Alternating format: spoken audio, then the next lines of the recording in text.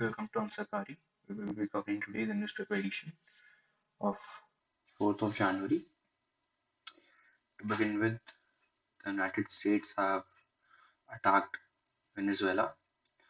They have captured the Venezuelan president, Nicolas Maduro, and he has been flown out to the United States for further judicial inquiry and trial. Furthermore, Mr. Trump has said that in the interim, the United States will run Venezuela and it will tap into its oil reserves. All in all, this is another chapter of American intervention in the Western Hemisphere, especially in Southern America. Also, it carves out another chapter in the American imperialist dreams and hopes, and further propounding itself as the leader of the not so free world. For what this means for India is that well, Venezuela was not, exporting much oil because of US sanctions. So all in all, Delhi would not be very much affected due to this invasion, but also the Indian government has issued no comments whatsoever against this blatant attack that is illegal under international law and derogatory of Venezuela's sovereignty. Delhi has issued advisory, and it would be a big blow to the Indian government's initiative of an international rules-based order. India, also a cohesive leader of Global South, will be would need to underline the need to respect international law and non-intervention by foreign imperialistic forces. So balancing the Trump relationship and its forefront as being the leader of the Global South and as a truly democratic force would be a very important to see that how the Indian government would, behave and would carve out and response to this blatant illegal attack. Delhi is trying to repair its relation that are already strained in the aftermath of Operation Sindoor and tariffs. So this would this would be a very this would be a tightrope for the central government and the Ministry of External Affairs. So we would have to see in the future the central government, how the central government expands and what views it propon in this particular case.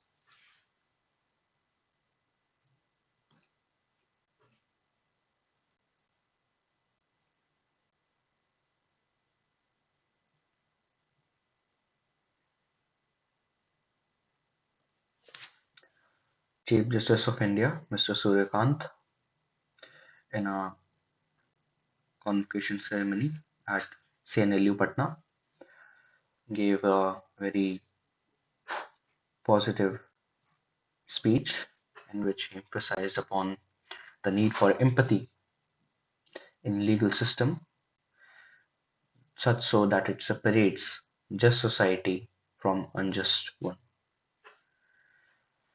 Addressing the convocation, the Chief Justice said that many young lawyers believe that success requires total surrender to work, to guidelines, and to expectations, and for a while, intensity is inevitable. But it must not become erasure. If the law occupies every corner of your life, you risk losing the very empathy and judgment justice requires. The Chief Justice said that as lawyers, that The law students must remember that the law is not just for those who can afford it, but for everyone who is in dire need for it.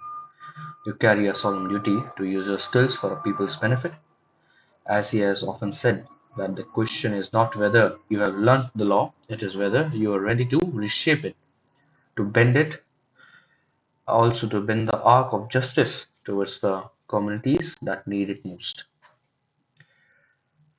The Chief Justice has emphasized upon the preamble and the constitutional goal of social justice, and the judiciary and emerging lawyers would play a very central role in providing the social justice, mostly in, as he has said, bending the arc of justice towards the communities that need it most, that are the marginalized communities which have been historically and socially and economically marginalized throughout the modern history and the ancient history as well.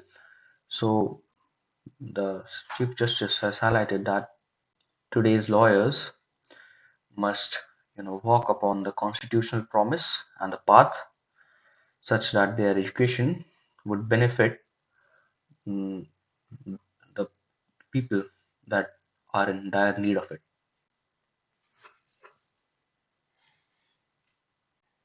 Moving on, the Delhi government, fighting with the ongoing pollution problem in the Delhi NCR region, is planning to incentivize changing old old diesel or petrol run cars by retrofitting the the engines that are run upon petroleum or diesel, then retrofitting them and converting them into electrical vehicles. Under this proposal, the government is planning to provide an incentive of rupees 50,000 for the first 1,000 old vehicles for retrofitting into EVs.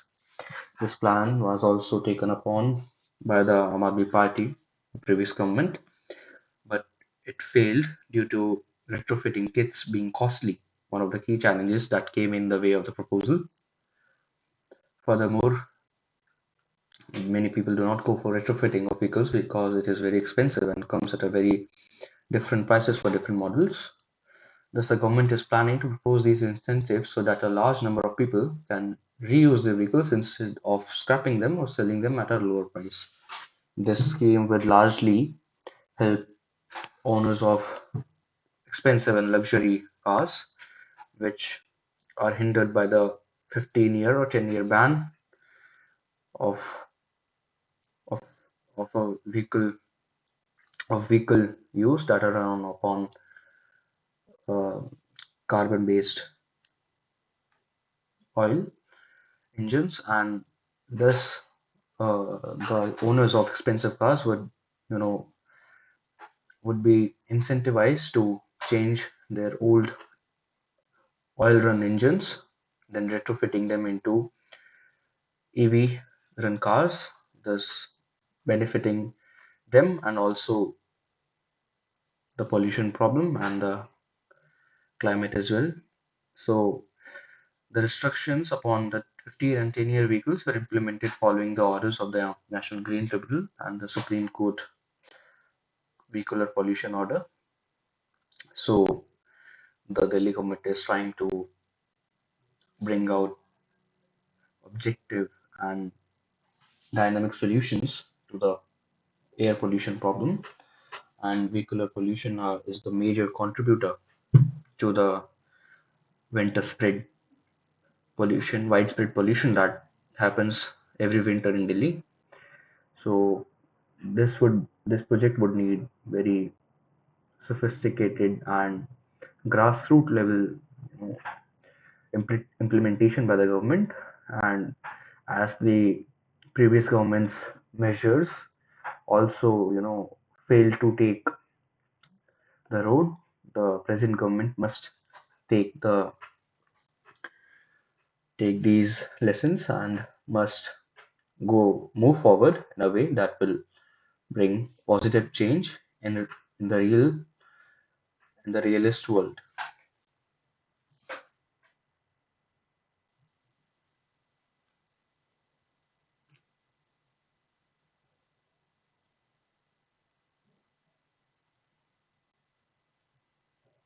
moving on,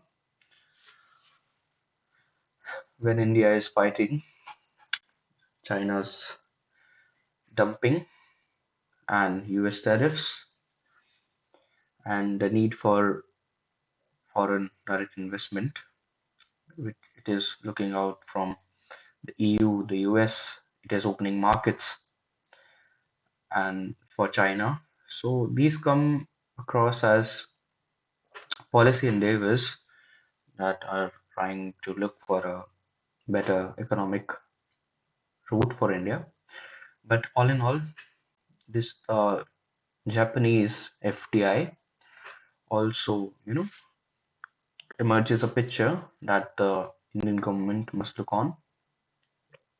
Japanese investments in India, where mergers and acquisitions surged to a historic high in 2025, one of the strongest years for foreign capital inflows for the country. Japanese firms deployed over $9 billion in the year, led by Mitsubishi UFG's landmark $4.4 billion investment in Shriram Finance. Since 2016, Japanese investment has pumped close to $20 billion in 48 mergers and acquisitions deals, which the top 10 accounted for over $18.2 billion. Also, last year was a sharp peak with five of the top 10 investments by Japanese firms in India since 2016, worth $8 billion happening in 2025 alone. So, till date, the Mitsubishi UFG's announcement of nearly 40,000 crore deal for 20% stake in Shriram Finance is the biggest foreign direct investment in India's financial sector to date. So this focuses upon Japan's 1950 growth post-World War and how Japan prospered due to US FDI, and the now developed economy which Japan has is due to the importance of FDI and US support. It also looks into India the same type of potential, and that's why it it, it invests so heavily into the Indian market. This also showcase India's close relationship, either political, social, and cultural. Moreover, Japan's strained ties in Southeast Asia and China have narrowed its investment comfort zone. Barring China, no Asian economy other than India can absorb such large investments. So, Japanese investors also feel culturally and operationally aligned with India. Major projects like the Maruti Suzuki partnership and in the automobile industry, in the manufacturing industry, Japan has been a household name, and its close ties with the Indian economy and the Indian government has been a remarkable chapter in the growth of Indian economy. So we will be looking to strengthen these relationships furthermore and move into a more developed country through the help of our Japanese contributors.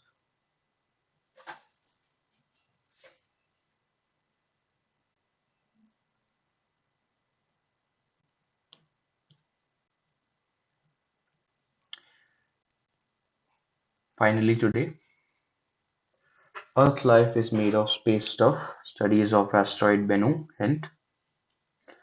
So, in 2020, a spacecraft more than 3 lakh kilometers away on a small asteroid called Bennu collected samples of its surface. The craft, part of NASA's OSIRIS-REx mission, launched itself towards the Earth, dropping off the canister of samples in September 2023. Since then, many papers and scientists across the world, especially in US and Japan, have been studying pieces of Bennu to answer one of the most fundamental questions about how life came to be and the formation of early solar system. Life on Earth is a very mysterious chapter which has plagued the scientists for many years. There are many hypotheses, many theories, but A definitive answer is yet to be ascertained. On December 2 of 2025, three teams published papers reporting Bennu contained sugar and other important molecules required to form RNA, and is also surprisingly abundant in supernova dust from time before the Sun formed. When the solar system was forming from the cloud of dust and gas swirling around the Sun, several small rocks were pushed around as well. So these smaller rocks, which formed Bennu's larger parent, was formed in a in the present solar system 4.6 billion years ago. When Jupiter migrated to its present orbit, the parent was kicked into the asteroid belt, where it collided with other rocks that resulted in fragmented rocks and ultimately the formation of present asteroid Bennu. In Nature Geoscience paper, scientists led by Tohoku University in Japan reported finding ribose, the sugar molecule present in RNA, that is ribonucleic acid, and glucose, the sugar molecule required for metabolism. Thus, this held that with previous findings of amino acids and all five nucleobases found in the deoxyribonucleic acid and RNA, the entire inventory of molecular molecules scientists believe are needed for life have now been confirmed on Bennu. These findings strengthen the RNA world hypothesis that early life used RNA as a source of genetic information and for catalytic functions before DNA and proteins evolved. So, according to this study, the abundance of asteroids like Bennu in the inner solar system would have provided sugars and amino acids, leading to the formation of life on Earth more than 3.5 billion years ago. So, what this study propounds and the RNA world hypothesis propounds that asteroids play a fundamental role in in the buildup of life, life that is very significant, very philosophical and significant. That life itself is made from star dust and materials that are present in the far out space. So, in a small speck of dust called Earth, we need very many factors that contribute in the ultimate forming of life. The RNA, the RNA hypothesis that the RNA was the ultimate source of genetic information and that further developed into the DNA and much complex organisms and genes. So this also provides a paradox that is famously called the Fermi paradox, where we can encounter in this infinite universe many systems and solar systems where very much similar conditions are present as the Earth, where there are asteroids. It is in the region or the system where the temperature and the orbit is sufficient for formation of life, but we do not have somehow no evidence of life. So this is a very fundamental paradox in science where that there is very much evidence supporting extraterrestrial life, but in reality, when we look out in the space, we can we do not find anything. So Mr. Fermi, a very famous scientist who also contributed in the making of the nuclear atomic bomb and further studies in the quantum world, highlighted this problem while discussing with fellow scientists. So Bennu's and Osiris-Rex mission would contribute in understanding what what is nature and what is life, how we came to be, and this where we can be positive that in us, in our hands, in our bodies, in reality, we are made of stardust. We are people that are made from the materials forged in stars. Beautiful. This would be the end, and we will encounter again in the next video. Thank you.